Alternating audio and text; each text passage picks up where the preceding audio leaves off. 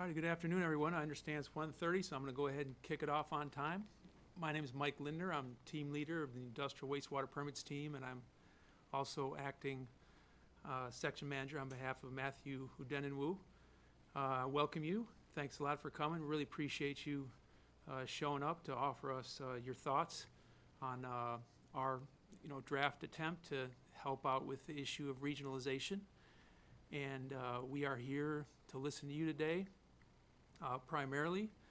But first off, we did want to just give a brief introduction, how we got here. We don't make a habit of just doing things like this just because. In this case, the commissioners told us to draft this document. And so to start off, Feroz Vahora, the team leader of municipal wastewater permitting, is going to go ahead and fill us in on how we got to this point. So I'll leave it to you, Feroz. Thank you, sir. Thank you, Mike. Good afternoon, everyone. I guess as Mike mentioned, why we are here. This is our issue that inconsistency in the practice, at least that was the referred by the petition, that we like to have some kind of guidance, that how do we apply our regionalization concept on consistency basis.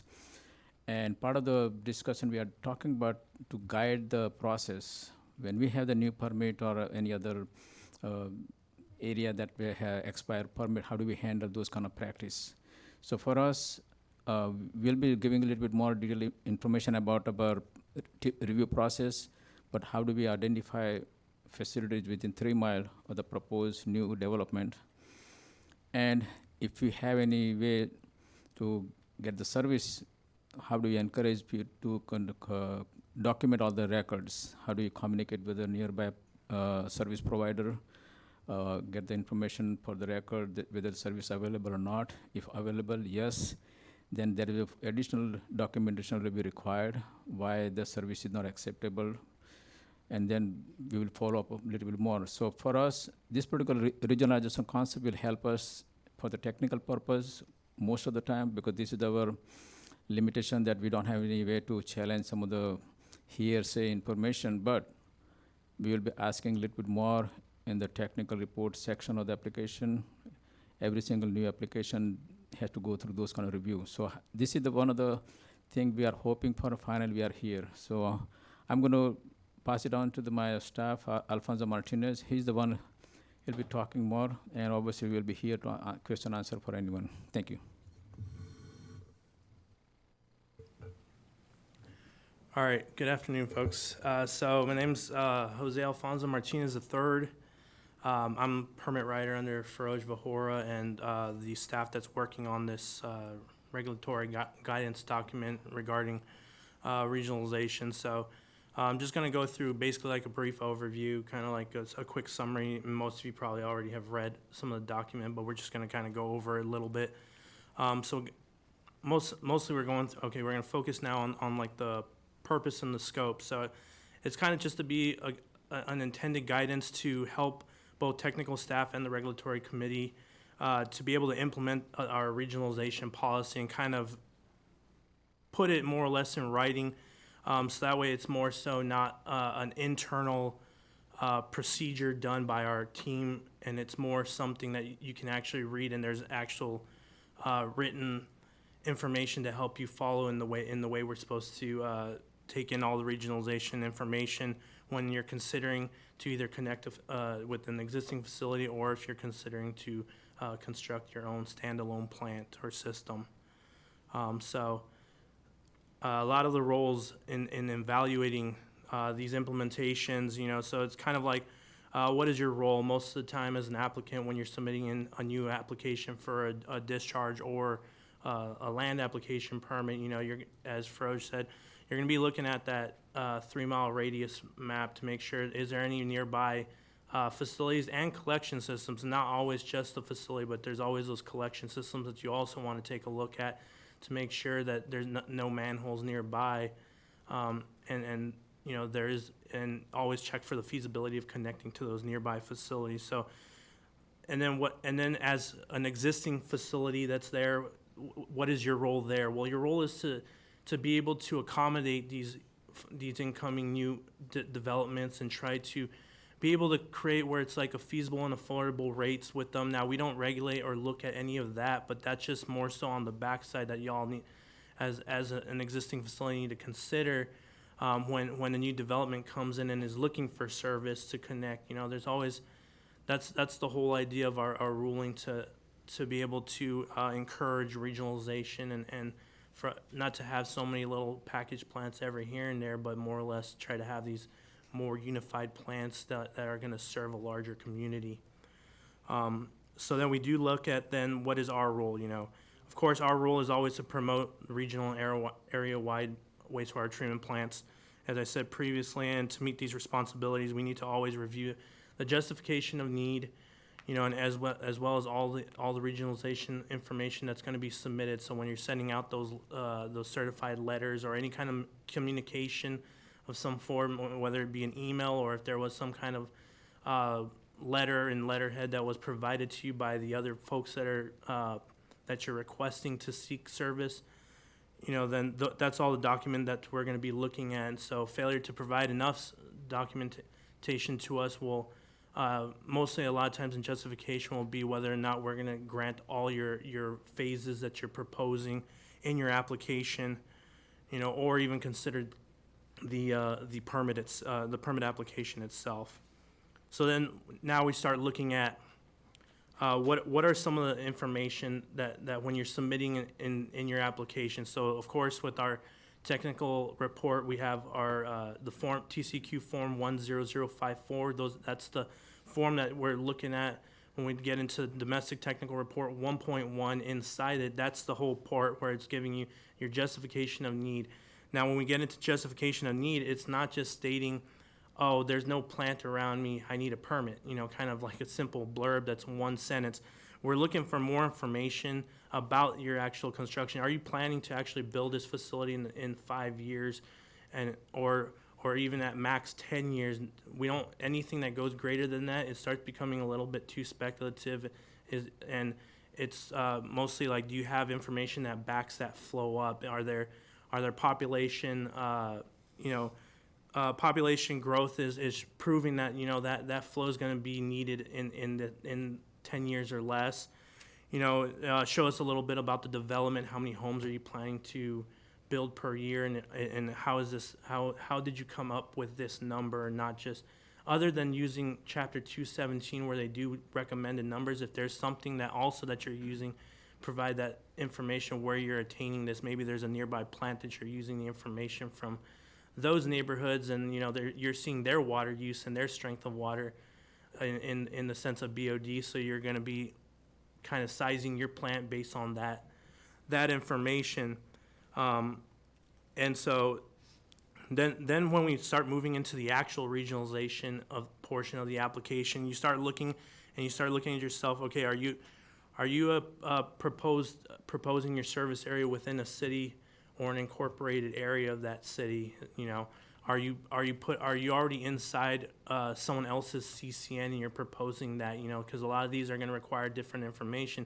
If you're already in another person's CCN, then you need to start looking at a cost analysis to be able to, map that out to say like, okay, well, what's the cost of me connecting within this CCN? You know, I understand that CCN boundaries don't always mean that there's collection systems, but it's more or less looking, is there an actual collection system nearby to me that I can connect? And now you start doing that cost analysis to see how much is going to cost me to connect to that versus me operating, maintaining, and constructing my own facility for my development. We then start doing, as we've always been saying, is that 3 mile radius map. So that's what we're looking at. We're looking at 3 miles from the facility's location. Now, when I give you some information, we'll go further into looking about that. There's also, as well as sending those correspondence and also keeping and following up to get a response, because a lot of times we do ask for a response, and that's a lot of times the role of the plants as an existing facility. We'd like to see a more timely response when you do receive these letters. Now, if there's something, some issues with the mailing or something, that needs to be corrected on the record to make sure that you are getting because a lot of times this information is coming from our own records that we're getting that is those existing facilities' mailing address. So if they're unable to get to connecting to you and they try to send a response and they don't hear anything, then a lot of times they'll try to, the point is to try to document as much as you can of your efforts to try to get a response. If there's no response, then you can provide that supporting documentation, and we can then support that the regionalization requirements have been met for that part of sending out those requests for service letters. So when we do, now we then move into the types of tools that are used. So there's not very many for as much as there is, like, drinking water. Drinking water has a whole slew of different GIS and different maps that we have.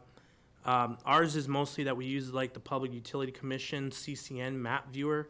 There's one that gives you, and like I said before, the boundaries of the CCN doesn't always mean that there's a collection system, but it at least gives you an idea to maybe contact that CCN holder and try to find out, hey, is there any kind of manhole or collection system that's within 3 miles of that area. If it's far beyond that, then obviously the feasibility kind of goes up on trying to design and connect that pipe, unless there's some kind of negotiation between them and the new proposed development that's coming in. The other one is always our TCQ outfall mapper.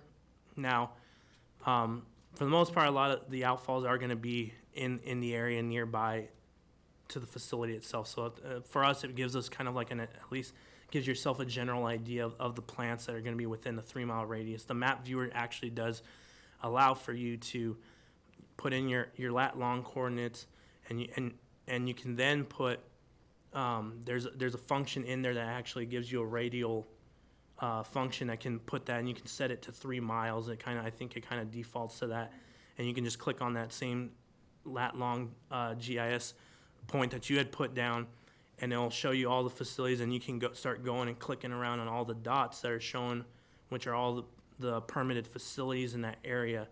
And when we do, and so that way, that's when you start getting all the information, and then from there you can maybe go looking into information on our central registry to get mailing addresses or any kind of contact information. Can be requested as well through a public information request as well to get you all that information regarding. If you want to send it online, that's fine as well through email. As long as there's record of all that stuff kept and provided in the application. Now, moving on, we can then start going into more or less the general, let's say, cases and exceptions that we can accept. So a lot of times, you're always going to have the 3 specific cases. One is going to be that you've looked at, you've looked at the maps and everything, and there's nothing within 3 miles.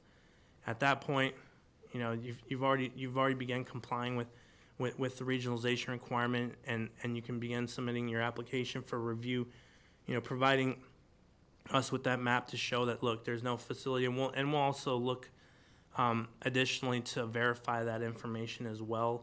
But for the most part, if there's no facilities or no collection systems found, then you're kind of in the clear with our regionalization criteria. The next one is going to be when you do send out your request letters, if there are facilities in the nearby 3 mile radius, then you're gonna whether you have them all deny service. So if you already have that response, make sure. A lot of times it's also make sure that you have it. Either you have an email showing, or you have kind of like an email read receipt that's going to show that they've actually read it or received it. Or if you're going to do it, there's also by certified letter as well. So that way that they did receive it, but you just never got a response. So that way we can take a look at it, and if that would happen, and that way we can take a look. Okay, you've already tried your times to get a response. Nobody's responding, but the letter is getting received by the entity. Then we can consider that as a denial of service, as well as if they actually formally denied service and responded to your letter as well. The other one always is the cost of connecting to a neighboring plant. If someone does end up accepting your proposal, then this comes into the cost analysis for feasibility of connecting with their facility versus building your own standalone system. But we would prefer that you always take the first route of considering connecting with an existing facility versus constructing your own standalone.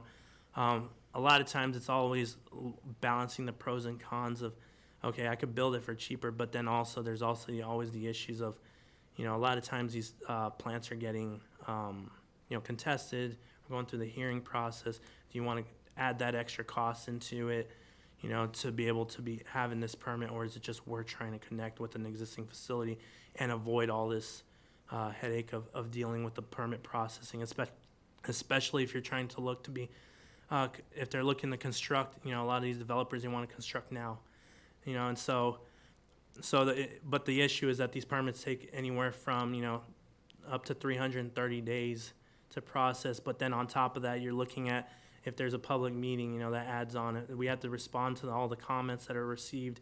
We then have to go through the SOA hearing process, which is 180 days itself, but between the planning of it can also be delayed further, and, but there's always other ways of mediating and trying to speed up that process, but it's always looked at to try to connect to these existing, to avoid all that headache.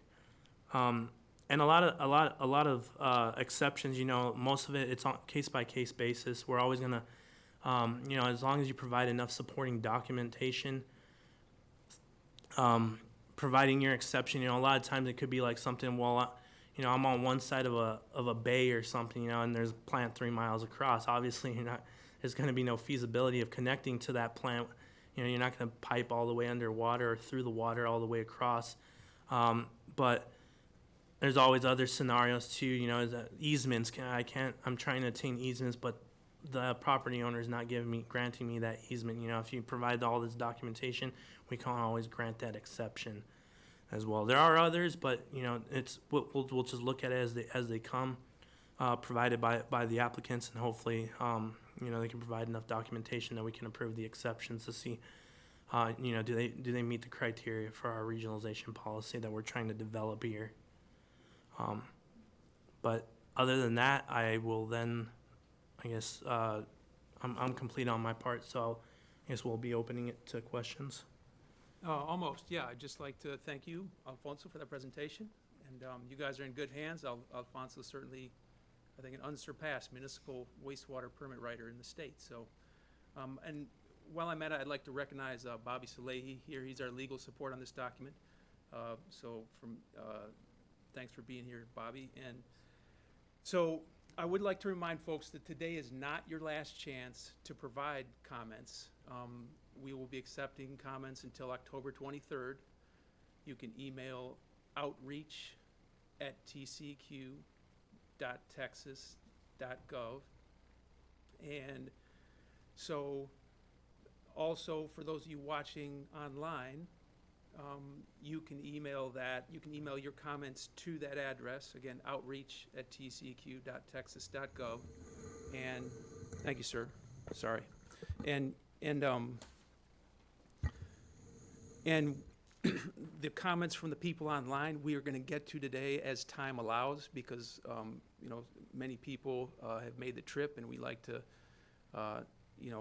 get to them first. And if you don't see us up here scribbling all your comments down, it's because we are recording the meeting, and so we will be taking your comments, all of your comments, into consideration when we revise this document. And having said that, it is very important to us to be able to make sure we hear everything you say, for you to wait until the mic gets to you before you make your comments, so that when we review this recording in the future, we'll be able to understand and hear what you said and respond to it. Although there will not be a formal response to comments like there are with rules and general permits and things like that, we will take all comments into consideration and revise the document accordingly. So with that, I do believe that covers everything I wanted to say, and we'll go ahead and move on to any comments that people have on our first draft of this document. You can go ahead and just raise your hands. Yes, sir. If you could just please wait for the mic, and we'd be happy to hear what you have to say. Thanks. Brad Pierce with Trinity River Authority. Could you expand on the 3 miles and how that's determined and where it's determined from and to? Sure. Yeah. So that 3 mile radius is mostly going to be based on the actual facility location from where it's serving. I know a lot of times, since like I said when we were talking about the whole using the outfall viewer, there might be certain circumstances that you can actually still put in your lat and long on the outfall viewer, so then you can kind of take a look more or less. And I know some of the outfalls, in certain circumstances it could be the outfall's pipe, maybe a couple miles. So it doesn't hurt to actually request from those folks to make sure that you're covering all your bases when you're dealing with all that stuff. But yeah, it's the same for doing that in the outfall viewing as well as looking under the PUC to just see if there's any nearby CCNs within the 3 miles of your proposed facility location.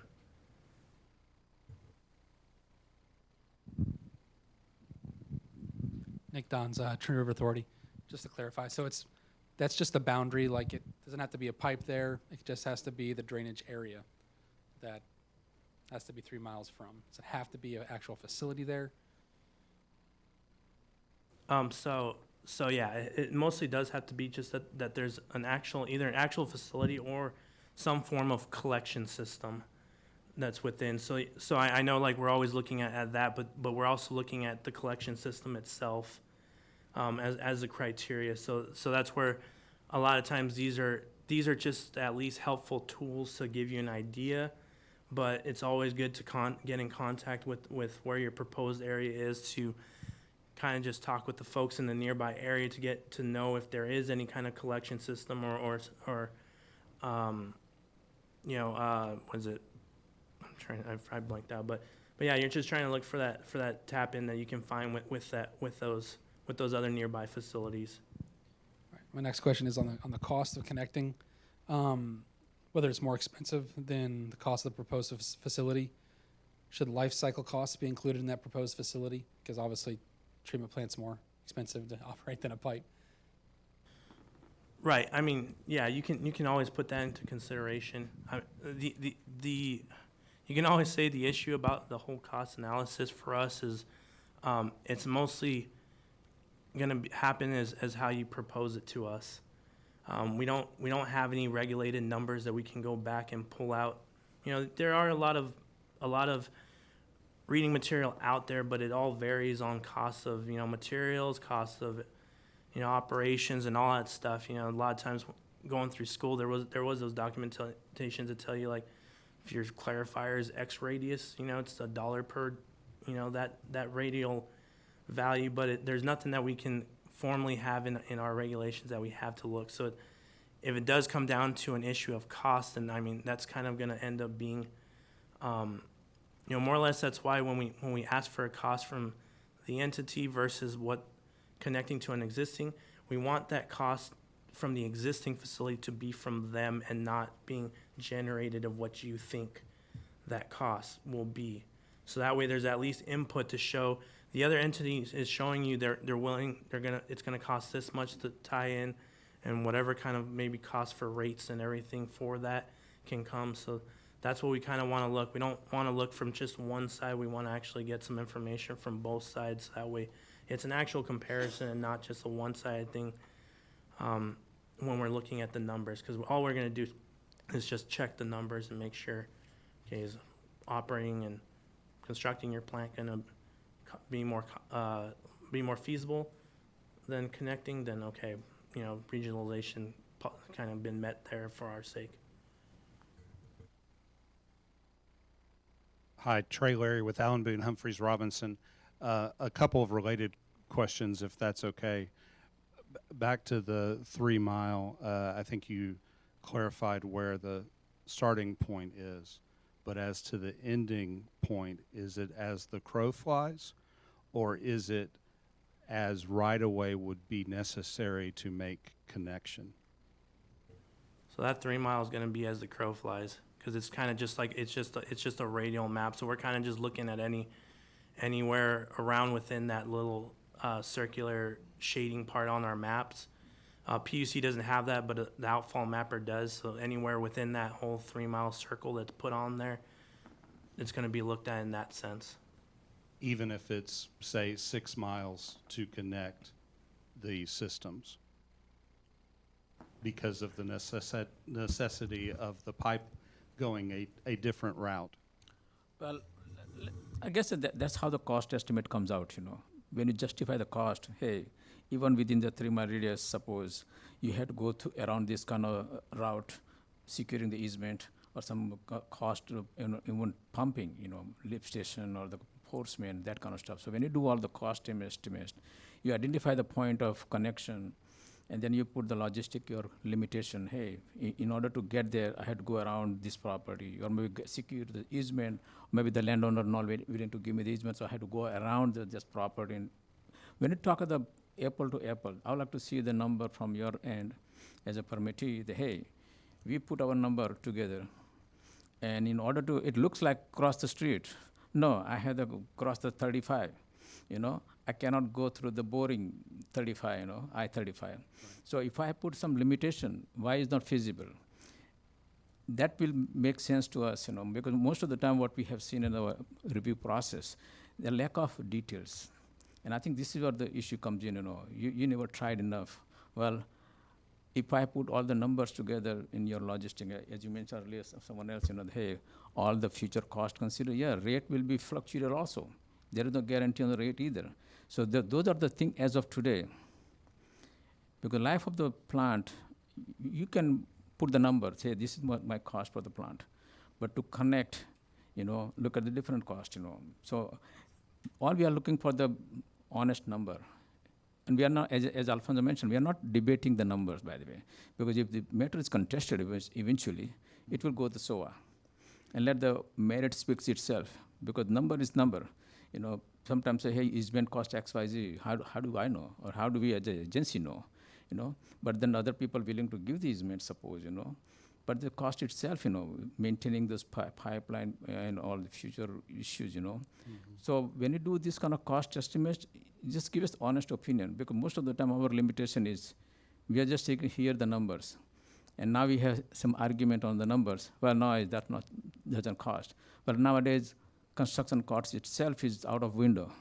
What you used to see before pandemic versus now, I cannot argue on that number because it's not practical. But if you come with the application, we'll have to see some kind of genuine effort that, yes, you are not trying to, personally speaking, most of our permits are need-based, People are not thrilled about permit. They don't have the service, they want to get the service. But if they get some good offer or some reasonable offer, we always encourage people. There is no sense of going through the hearing process and wasting the time and money when we can get through some connection. You will be better off, timely-wise, developing the property on time. But when you see this kind of number fighting, this is where become attorney games, Right. And I agree with everything you've said that the applicant ought to demonstrate, and they ought to prove up all of those calculations that you just went through. I think what is difficult is that under this process, if there was a system 3 miles away, but say on the other side of a cove on Lake Travis, I not only have to prove up to you what you just asked for, I have to let that other utility have the opportunity to hold me up and delay the permit, because I still have to send a request to them for service that might not be possible. Well, if the area is not accessible, you mentioned the Lake Travis and Cove or something that is practically not feasible, suppose, We are not insisting to get that kind of number from, because it's not going to happen. Just like, but if something, let's assume that there's a pasture land, there is a open land, there is a manhole maybe less than 3 miles away, and if you're trying to get the service. And we know the logistic also, because having manhole doesn't mean service available. What kind of collection system, what kind of size of the pipe from that manhole goes to the plant? Because we have come across some of the project, that from the manhole is going 4-inch pipe. My project is 1 million gallon a plant. it will not be able to handle the service, suppose. Right. We need that kind of detailed information. Hey, we try to seek the information, what kind of condition you are getting, offer getting from the other side, and let's compare the cost, because obviously most of the time we have seen other party willing to provide the service, the timing may not be on time. They may not be ready to upgrade their system, suppose. But if the system is available, everything positive from their side, I like to say a positive effort from permittee side to make sure that why not? This is the option that this policy will make us to go a little bit deeper. And we have tools now, maybe 10, 15 years or maybe 30 years. I'm here too long, by the way. So we didn't have that tools, We simply here say, listen, we have used the physical map and look at the CCN boundary was 30 years old. I said, well, there is no one. Well, now we can plot even today. What was approved recently, that can be. So we have information now, technology era. So for us, I think, and this is the process we do in our pre-application discussion. This is one of the good tools we use in the pre-application. We guide you every single steps. Because we don't have any business to delay permitting process. But then again, if as a permittee, you get the timely permit, you can go with your business, So it's a win-win for everyone. But if the other party is available, I would like to explore that option, because the whole concept of the regionalization issue is it's encourage people. Right. And Alfonso mentioned earlier, that hey, if the other party who is a permit, they should be also willing to consider that let's provide the service and avoid unnecessary mom and pop facility all over the places, I agree with everything you've said.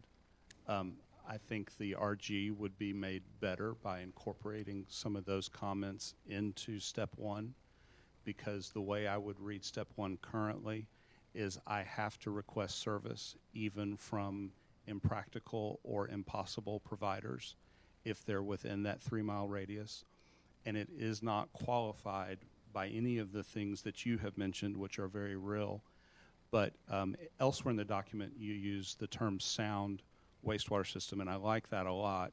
I was in this same room a couple of weeks ago when some plants were shown to not be sound. And I would hate to have to be in a situation to request service from a provider that's within a radius that has a bad track record. They're in a different watershed. I assume that is a consideration. There are lots of things that I think from an engineering standpoint, if that system is not at all practical or possible, they shouldn't get to ignore our requests or delay or draw out our requests if we're trying to timely pursue a permit. And I think that is a valid point for our review also. If something that other entity has compliance problems, they had enough issue with their own plant that they cannot take the service. And we have seen historically some of the permit, we used to look at the receiving plant who has moratorium that they cannot accept any more flow and they're willing to accept. Especially we come across pump and haul people and some other people haul are coming, and they keep accepting, and we put the moratorium, we better fix your plant before you consider. So those are the things comes handy when you come across physical known facility being challenged to regionalization concept, and we look at it a little bit deeper, So for us, we'll go by on the details as you grow. So just talk to us when you need in the future, and we'll be more than happy, to help.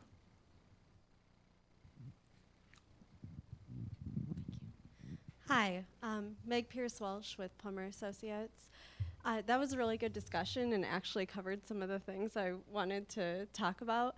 I think related to that and related to the discussion about the cost analysis and broader feasibility discussion, there's other feasibility considerations beyond cost that I want to ask you about.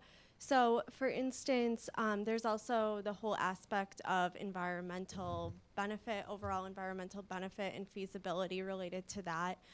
So my question to you is related to if there is a situation where you have a plant, say it's a reuse situation for a new plant, there's certainly other environmental benefits related to reusing gray water that wouldn't be captured in this type of analysis. Can you speak to that at all?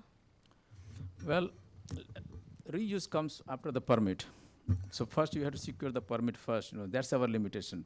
So regionalization issue, whether you can get the permit or not, that's the one thing you have to come over the hurdle.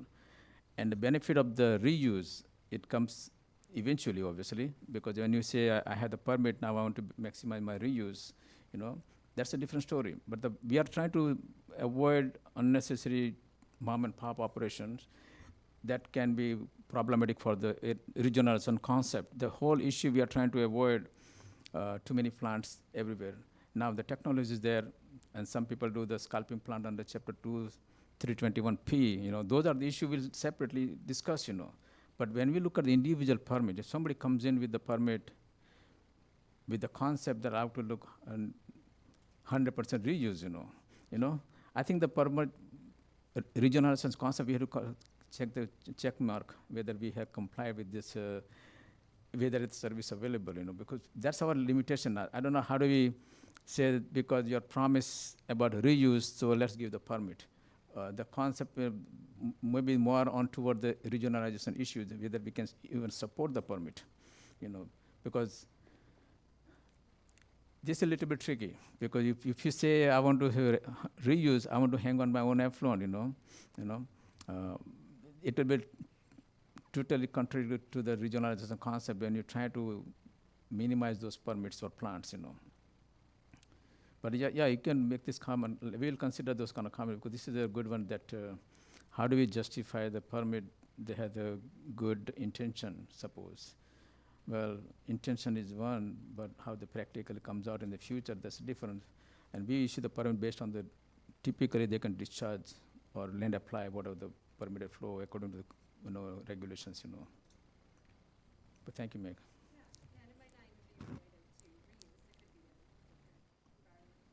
I understand.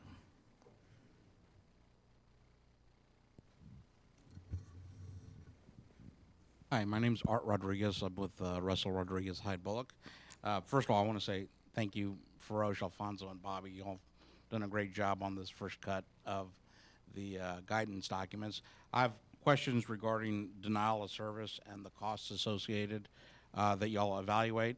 It's very common up in, for instance, the Metroplex or other highly dense communities that you're probably going to have multiple providers within the 3 mile area of review. If one of those, I guess I'm trying to figure out how are you going to evaluate consistency in the costs between the providers that for the cost of service. I've seen many times applicants have their own view of what a cost of service is, and then the other providers, the incumbent providers, have very different ideas of what should be included in the cost analysis. How are y'all going to evaluate that and determine that we're looking at apples to apples comparison? Well, thank you, Art. That's our limitation when you talk about the numbers, because the numbers is just one party say this is going to cost X, Y, Z as a permittee, and as a service provider, multiple provider, So this is where the issue comes in, the contested matters, because we are going to support the permit. Let's assume that we have enough information that let's assume that in your service area, we have 3 different plants can provide the service. But that permittee will have a hard time getting to the permit with us, making sure that they go through all the checklist. Have they explored all the potential option to hook up and what kind of cost? So first they had to identify their own cost, because this is their capital cost and overhead and long-term amortization schedule, whatever the loan, their investment they're talking about. And then look at the other numbers, how practical they are. They can hook up with A, B, C, any of this provider. And look at the numbers, because I'm assuming that these people are talking independent numbers, because permittee had provided us those numbers, and we are looking all the numbers, and we can ask still permittee, how come this is not an option available for you, So if they express some limitation on the accessing to point B, from their plant to point B connection purpose, we will look at those issues, because we have seen some of the cases when the receiving manhole, the pipe connected to the plant has a limitation. They cannot expand. It's become logistic issue. They cannot simply upgrade the system another 5 miles to accommodate someone else. Maybe other plant has a need for limited purpose. They cannot be opening for neighbors to offer the service. Because that's the reason we have in Houston. It's a good example. That within 3-mile radius, I found 17 different permitted facility. Because everyone minding their own business. They don't want to help out each other because no one has exact capacity to help out. Unless city, like any big city, metropolis, that people might have bigger million gallon plant. That's a different story. That people have those options available. But for mom and pop, I doubt we have that many facility within 3 mile that can offer the service. Even happen to one big city nearby, So, do you have any? Will you all be providing any assistance as to kind of what costs should be going in there? I mean, are we talking about just the cost of the construction of the applied for facility? Are we talking about ongoing operation costs as well, versus what a neighboring community can provide? Well, I've been through multiple hearings on this same subject, and the issue come up when I say less applicant side story, the cost, capital cost, then overhead, and then maintenance, operational, maintaining the permit conditions, and all the I guess 20 years, 30 years, what are the plans for the cost, It's one amount, they consider, and they have the fixed amount, they know what this is going to cost us, When you look at the other side of the story, that hookup, what is the hookup charge? What is the rates? Is it wholesale or what do you call the retails, suppose, or what kind of future rate guarantee? There is no one give guarantee for the future rates, And those are the thing is moving target. And this is where our limitations start. People say, hey, yes, I'm willing to hook up with that, but they won't give guarantee. No one give guarantee rate to begin with, because they have their own service area to worry about, and if somebody cost up has to pass it on to the rest of the customer, including the service from this service facility, it adds up. So for us, when we look at the numbers, are this service provider from city B is willing to provide some guarantee rate for 25 years? I bet you not. But if the party A, which is permittee, they can put the numbers, hey, this is my cost, and I know this is what I have to live with, including my overhead, permitting condition requirement, all the reporting requirements. So, and this is where we have limitation. How do we judge the numbers? Because everything is variable by the clients. We have seen the hookup chart from basic small facility for $300,000. How do I say it's a good number? I don't know number. So for us, this is our limitation. So when you come across this kind of number, yes, we can ask as much as we think we need to support our position. But when it comes to the really contested matters, it's go to the SOA hearing. Let the judge, because as a technical staff, we might have opinion, doesn't mean we are the only one has the power to issue the permit. The commissioners can decide, and if they refer an item to the SOA, ultimately the judge and even the commissioner, they can decide, Thank you. With respect to the denial of service, I mean, there are times, and I've seen the commission consider these in previous applications, where an applicant has gone to a nearby provider, and the provider has said, here's our conditions of providing service. The applicant didn't like them, and the conditions themselves were considered a denial of service. So there was never a denial from the nearby provider, yet the commission has determined them to be a denial. Will you be providing a list of what sort of service conditions are denials of service? Well, let's make a comment that, yeah, we'll be looking into those kind of conditions, because I know where we are going with this condition, because some of the condition may not be practical offer. It's just like, yeah, you hook up with us and we'll take care of you. It's one thing.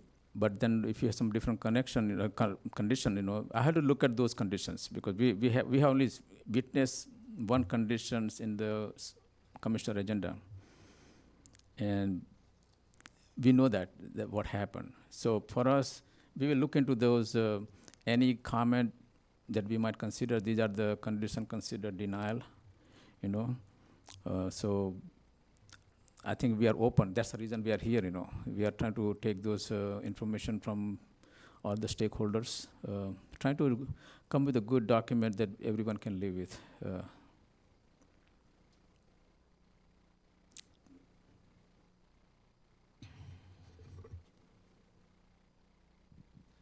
Yes, hi, Ned Munoz with the Texas Association of Builders, and I just wanted to follow up a little on that denial language. You know, we did comment in person and through written comments on the rules proposal, on the petition for rules proposal, and our concern there had to do with annexation and a type of forced annexation.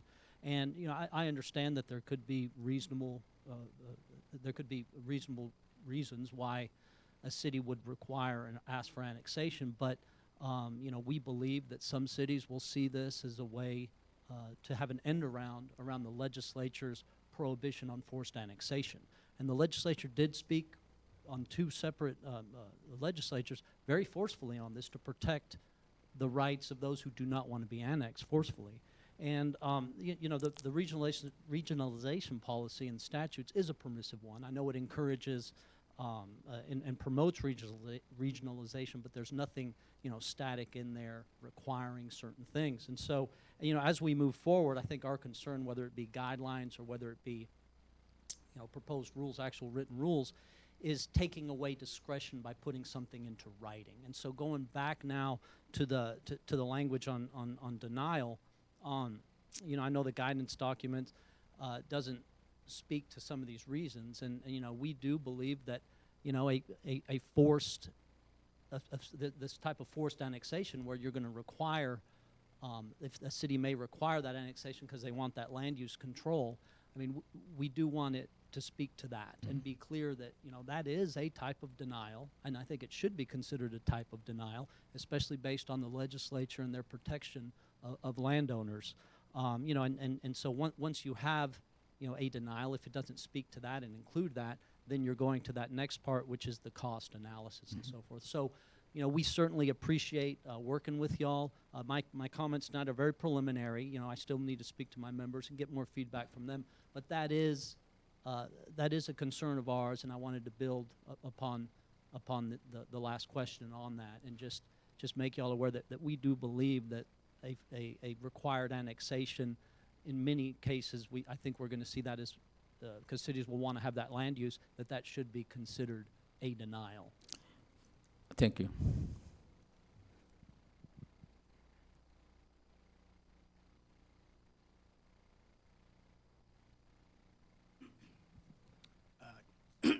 Clint Jones with Regal Land Development.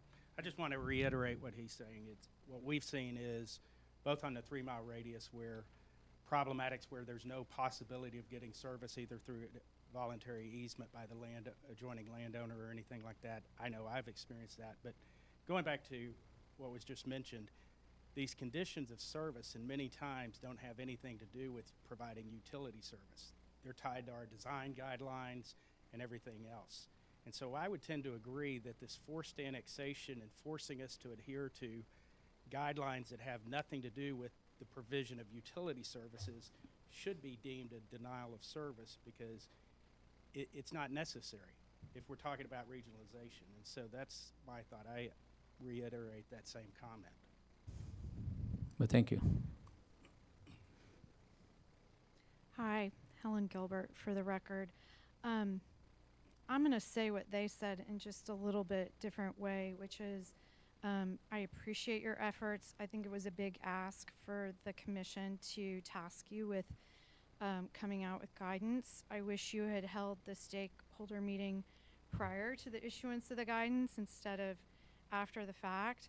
But I don't think this guidance document does anything to stop the shenanigans and gamesmanship that we're seeing with denials by city using annexation to do that. So I don't think your draft here really touches on that. I'm glad that Feroz brought up how old we are and sort of the genesis of this whole thing. This statute's been around for 45 years. And initially it was enacted to address a situation in Houston where you had outfall right next to outfall. I think we've gotten so far away from that. I don't think that we are using it when we're in these contested case hearings. We're very far afield. And one of the issues, it is tricky. I do agree with Feroz. I don't think issues like cost analysis are something that you can just dump in the lap of the ALJ. The ALJs are going to want to look at policy and criteria in the rules. So if it walks like a duck and, you know, talks like a duck, it's a rule. If you're going to apply it on a statewide policy, and I would agree with Art Rodriguez on this, it's a rule, and you can't do it on an ad hoc basis. So what is the criteria? When you say we'll consider your costs, and maybe this is an exception, and by the way, this is a guidance document, and so you talk about exceptions and you talk about requirements. It's a guidance document. That means it's not legally enforceable. So you've taken a statute which is permissive, and now you've turned it into a requirement that has exceptions from the requirement. That sounds an awful lot like a rule to me. So there's some other things in here. I think fundamental premises that larger, bigger is better is not true. I don't know what evidence I've seen in 3 now contested case hearings on this issue that a larger municipal system is necessarily more cost effective. In light of things like general fund transfers, I think that's demonstrably not true, as a matter of fact. You're worried about more outfalls and more sources of pollution. I think that's the wrong analysis. It's not how many outfalls, but what pollutants are being discharged. So to Alan Plummer's point, you may have a standalone system that's going to have a very vigorous reuse component. It may have more stringent permit requirements, nutrients, what have you, than the municipal provider. So in that case, you're kind of throwing the baby out with the bathwater. It's actually the better environmental option. You may have, because of lack of more stringent limits, a larger pollution event at the larger facility if there's an upset. I agree with the previous speakers on the issue of denial. What does that mean? Cities are not, I keep picking on cities, but cities or that larger provider within 3 miles is not going to use the word denied. There's backdoor methods to do that this doesn't get to. I'm going to provide written comments, but one of the things about capacity in your current application form, which will need to be, I think, revised along with this document, whatever the form takes, needs to be revised, and you need to look at the words capacity and existing capacity. So currently you state capacity in the plant or capacity in the infrastructure, the collection system. I think that or needs to be changed to and existing needs to be existing. It doesn't mean we'll tackle that in our next CIP. It also, I think, needs to assume that whoever that provider is has the legal authority to provide service. You mentioned CCNs, but what about jurisdictional boundaries of districts? That's come up in cases, and you go through a process for 2 to 3 years for no reason at all when that entity is legally barred from providing service within somebody else's CCN or district boundaries.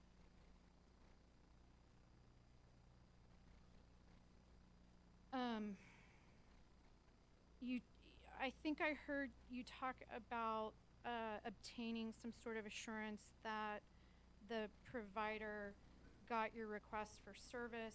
To Trey's earlier point, in some instances, in order to file a formal request for service, you already have to be annexed. So that whole process going up and down the chain of the city process could be extremely long and very expensive.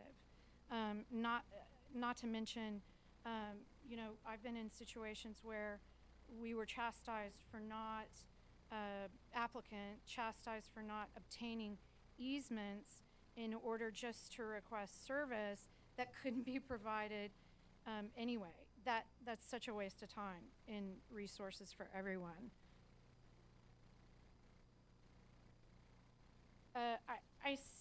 You don't talk about timing in here.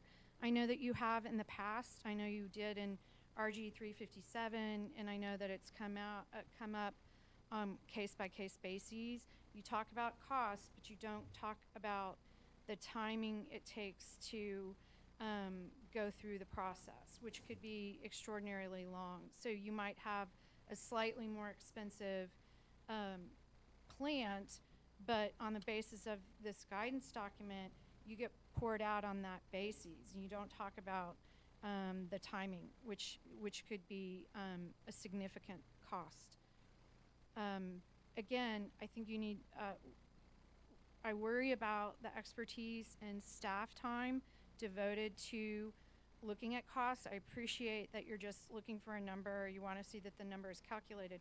But that's the very thing that's going to go to hearing, and then there's going to be this question of my costs versus your costs, and ALJs are going to need some guidance to determine how much weight to give certain things. I've been in 3 different cases on this issue, and in each case it was done differently, and I can't say which methodology was appropriate because I think they were all appropriate, and I think all kinds of costs can and should be considered if you're going to make us go down that path in the first place.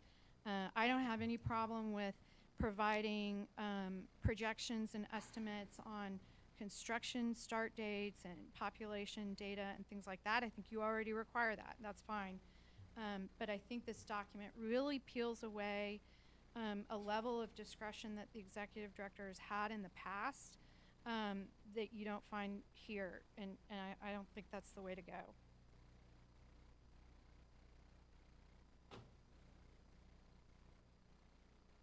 I'll stop there. I do appreciate this effort, and I hope that we can continue to change this document. Thank you, Helen.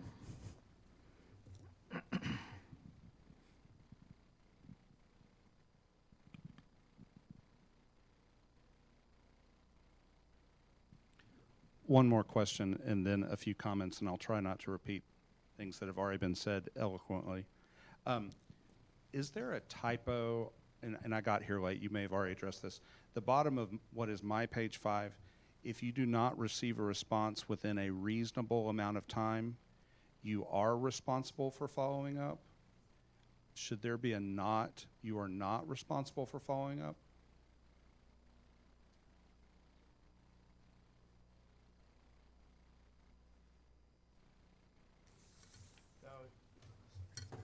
No, it's correct. It's supposed to be that you're supposed to follow up, at least show an attempt to follow up, and that's part of the whole supporting documentation. So that way, if you do show that you did try it, make attempts of following up on your response, that can always help it for that. If they're non-responsive, then we can consider that as a denial. But I'm supposed to follow up if they do not respond within a reasonable amount of time. I understand what you're saying. This is an oddly constructed sentence, if that's... Yeah, if it's maybe that unclear, can be we'll probably try to work on that to improved, make it a little yeah. more clear. And just a couple of comments. Thank you for talking about mom and pop. I think there is a significant difference between a private applicant and a publicly owned, governmentally operated applicant. I know there have historically been problems, as we've all talked about, with some private operations, maybe decades ago, but there are very few, if any, that I'm aware of that are on some of the smaller governmental entities. I know some problems with some large governmental entities, but I think in general the track record for governmental is better, and I think that could be a factor in this decision. Now if I could be really bold and say that the regionalization statute was written and passed at a time before reuse and TLAP. And I question whether it is a policy we need to double down on.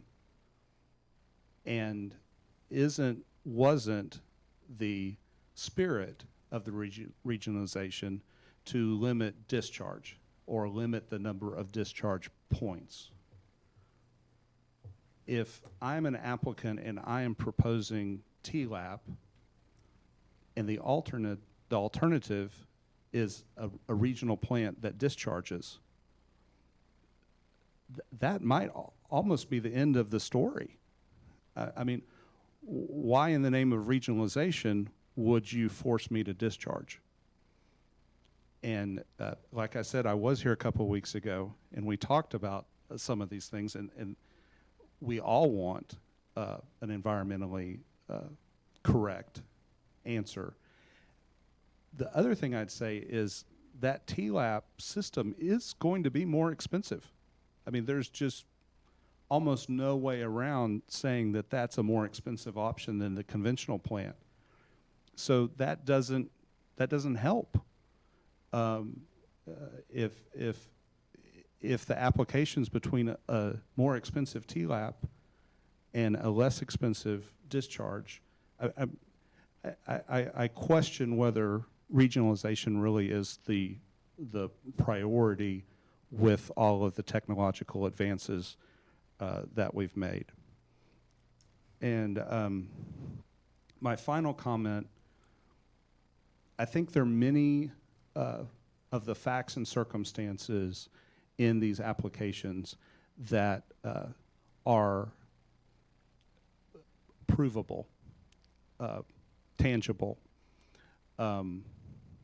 I know that the other providers in a different CCN, I know that the other providers in a different extraterritorial jurisdiction, I know that the other providers in a different watershed, I know that even though they're within 3 miles, it's actually 6 miles or 10 miles or whatever it is to get there.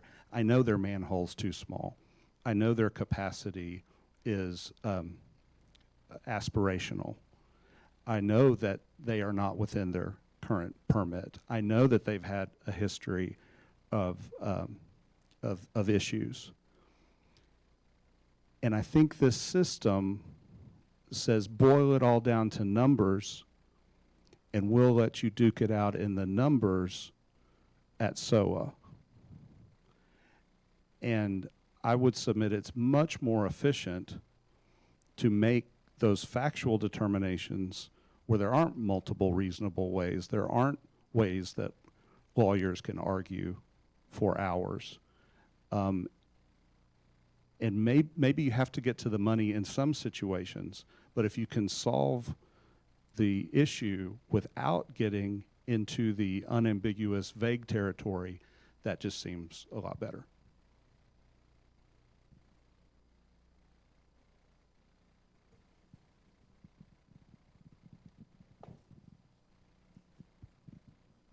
As a follow-up to what he just said, what you get are hearings now that are like application versus application, right? You have a situation where you're looking at not just the application that was filed and went to notice, but this sort of phantom parallel application where the provider who is fighting for you to connect for service is putting on all evidence of their own ability and willingness and so forth and that's not what the permitting process is supposed to be about, but that's what it's become. So I agree that there's got to be a mechanism to deal with that on the front end before you go to a hearing. All right, thank you. Is there anyone else in the live audience who hasn't spoken yet who would like to speak? Going once. Going twice. All righty, well, with that, we'll turn it over to, oh, there's no one online with a question. Okay, well, we won't turn it over to them then. So it looks like That's going to pretty much wrap things up. I'll remind you that we are welcoming comments until October 23rd at the email address outreach@tcq.texas.gov. And then I also would just like to kind of let you know what the kind of the general timeline is moving forward as far as we're, what we're aiming for anyway. And that would be, so after we receive all comments by October 23rd, we're going to try to incorporate all of that input and change the document to the best that we can to try to accommodate all of the comments, and then get it published in the Texas Register, by maybe even before Thanksgiving or early December. And then we're aiming to make the January 11th Commissioners' Agenda to have the commissioners approve this guidance document. So anyway, again, that's not in stone. That would be our goal and kind of the, our general idea of what we'd like to do. So I think with that, we will call it an afternoon, and thank you all very much for coming. Appreciate it.